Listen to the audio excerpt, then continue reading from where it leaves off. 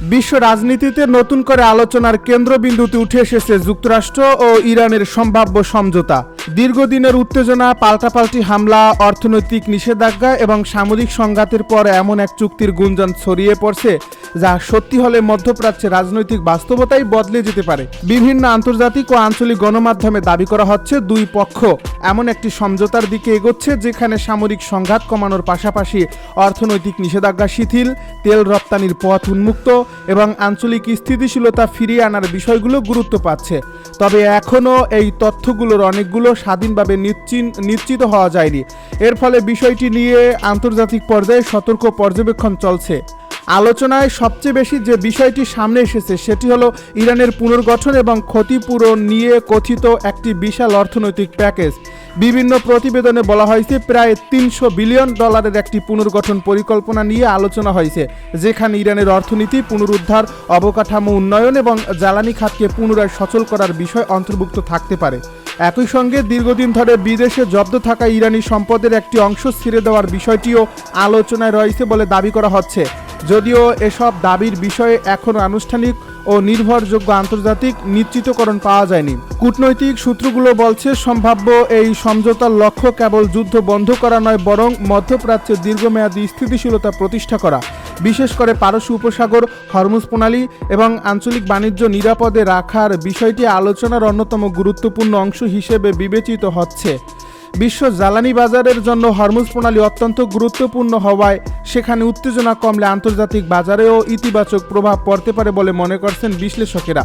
সমঝোতার আলোচনায় আবার উঠে এসেছে আঞ্চলিক সংঘাত কমানোর বিভিন্ন শর্ত।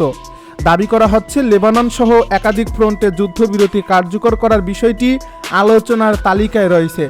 একই সঙ্গে ইরানের অভ্যন্তরীণ বিষয়ে বাইরের হস্তক্ষেপ না করার প্রতিশ্রুতি, সামরিক উপস্থিতি কমানো এবং উত্তেজনা প্রশমনের উদ্যোগ নিয়েও আলোচনা হয়েছে বলে বিভিন্ন সূত্রে উল্লেখ করা হয়েছে। যদিও এসব বিষয়ে সংশ্লিষ্ট পক্ষগুলোর পক্ষ থেকে এখনও বিস্তারিত আনুষ্ঠানিক ব্যাখ্যা প্রকাশ করা হয়নি।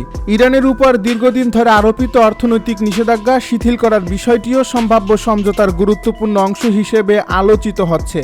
বিশেষ করে ইরানি তেল ও জ্বালানি পণ্যের রপ্তানিতে যে সীমাবদ্ধতা রয়েছে তা ধীরে ধীরে তুলে নেওয়ার প্রস্তাব নিয়ে আলোচনা হয়েছে বলে বিভিন্ন প্রতিবেদনে দাবি করা হয়েছে।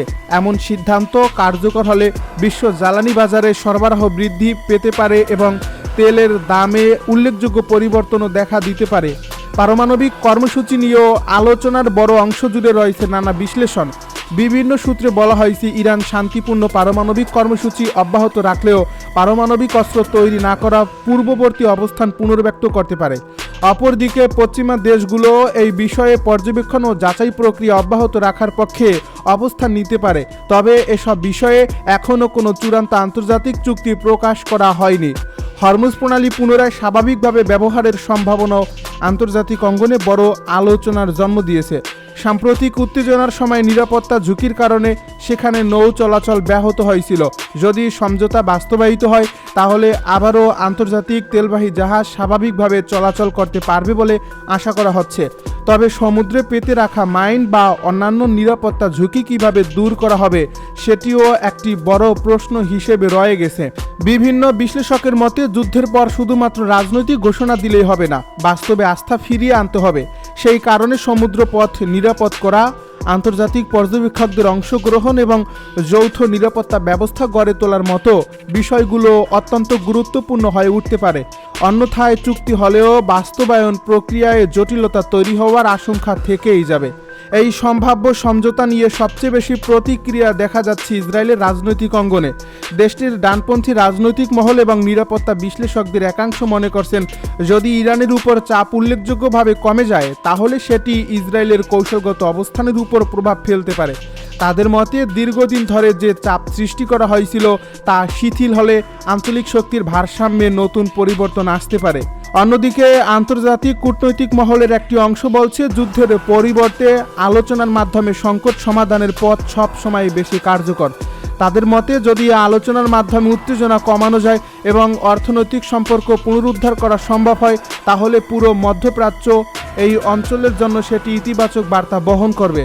বিশেষ করে জ্বালানি নিরাপত্তা, আন্তর্জাতিক বাণিজ্য এবং বৈশ্বিক অর্থনীতির জন্য এমন উদ্যোগ গুরুত্বপূর্ণ ভূমিকা রাখতে পারে। মার্কিন অভ্যন্তরীণ রাজনীতিতেও এই সম্ভাব্য সমঝোতা নিয়ে মিশ্র প্রতিক্রিয়া দেখা যাচ্ছে। কেউ এটিকে কূটনৈতিক সফলতা হিসেবে দেখছেন, আবার কেউ মনে করছেন কঠোর অবস্থান থেকে সরে আসা রাজনৈতিকভাবে বিতর্ক তৈরি করতে পারে। একইভাবে ইরানেও এই আলোচনা নিয়ে বিভিন্ন মত রয়েছে। এক পক্ষ বলছে অর্থনৈতিক স্বস্তি ফেরাতে সমঝোতা জরুরি, অন্য পক্ষ মনে করছে জাতীয় স্বার্থের প্রশ্নে কোনো ধরনের ছাড় দেওয়া উচিত নয়। সব মিলিয়ে যুক্তরাষ্ট্র ও ইরানকে ঘিরে যে সমঝোতায় আলোচনা চলছে সেটি এখন আন্তর্জাতিক রাজনীতির অন্যতম আলোচিত বিষয়। তবে এখন পর্যন্ত বিভিন্ন সামাজিক মাধ্যমের দাবি, আঞ্চলিক গণমাধ্যমের প্রতিবেদন এবং আনুষ্ঠানিক সূত্রে প্রকাশিত তথ্যের অনেক অংশ স্বাধীনভাবে নিশ্চিত হয়নি।